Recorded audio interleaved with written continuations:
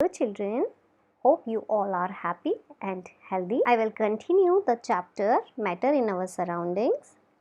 In this chapter, I have discussed with you that anything which occupies space and have mass is known as matter. As well as in my previous video, I have explained with the experiments that matter is made up of very tiny particles. All activity 1.1 and 1.2 you can watch my previous video.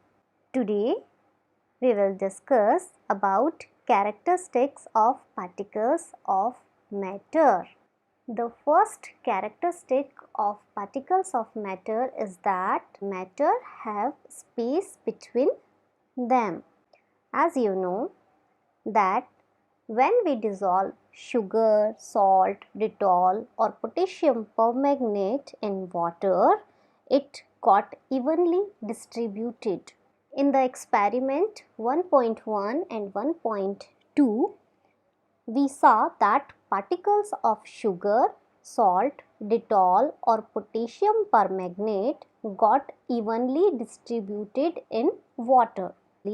When we made tea, coffee or nimbu pani, particles of one type of matter get into the spaces between particles of the other.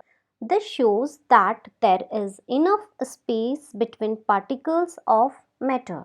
The second characteristics of particles of matter is that particles of matter are continuously moving.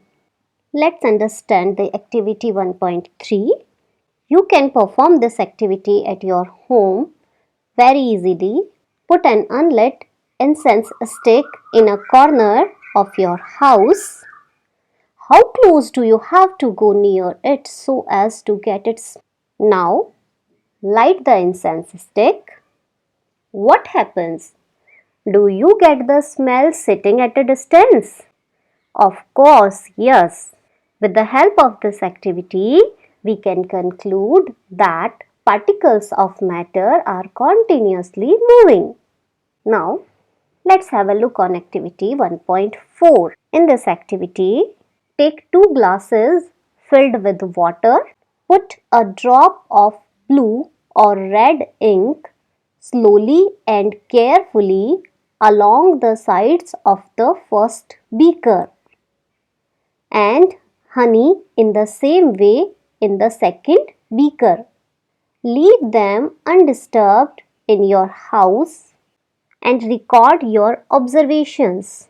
What do you observe immediately after adding the ink drop? Ink drop will move fastly and quickly the color of water will change. But when we add a drop of honey, it takes time to reach to the water. It will take time to dissolve in water. Activity 1.5. I'm going to perform an activity for you. I have taken two glasses. In first glass I have taken cold water and in second glass I have taken hot water. Now I will add equal amount of copper sulfate to both the glasses. This is copper sulfate. I have added some crystals of copper sulfate in cold water, as well as I am trying to take equal amount of copper sulfate and I have added it to hot water. Now what do you observe?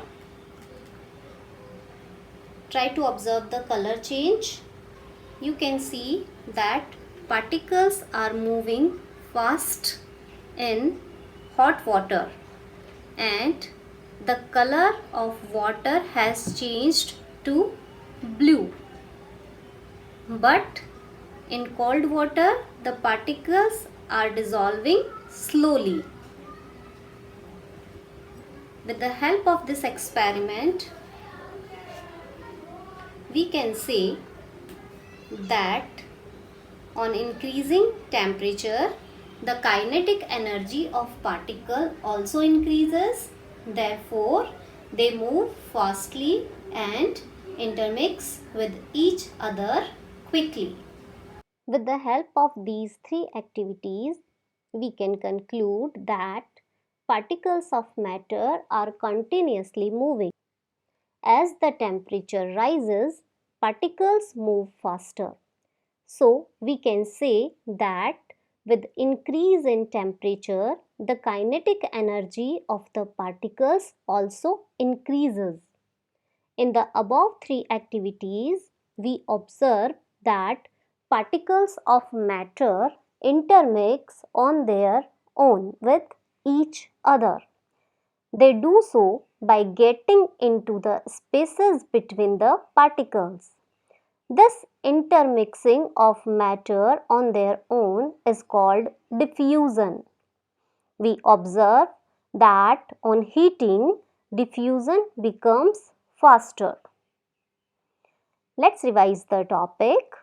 Particles of matter are continuously moving.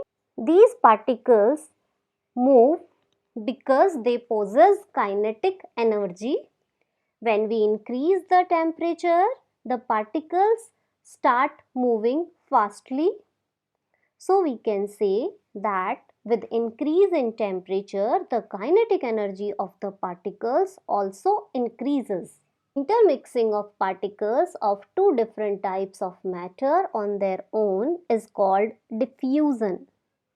The next important characteristic of matter is particles of matter attract each other. To understand this characteristic, we will perform an activity. Take an iron nail, a piece of chalk, and a rubber band. Try breaking them by hammering, cutting, or stretching. Which of the above three substances do you think the particles are held together with greater force? Yes, in iron nail, because it is difficult to break iron nail in compare to breaking a piece of chalk and a rubber band. Let's have a look on activity 1.8.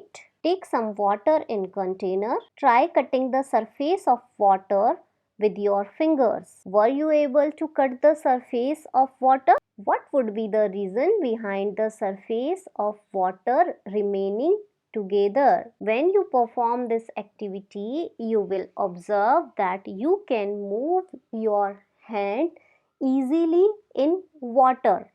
The above three activities 1.6, 1.7 and 1.8 suggest that particles of matter have force acting between them. This force keeps the particles together. The strength of force attraction varies from one kind of matter to another. Let's revise the characteristics of particles of matter. Number 1, particles of matter have space between them. The second characteristic is particles of matter are continuously moving. Third is particles of matter attract each other.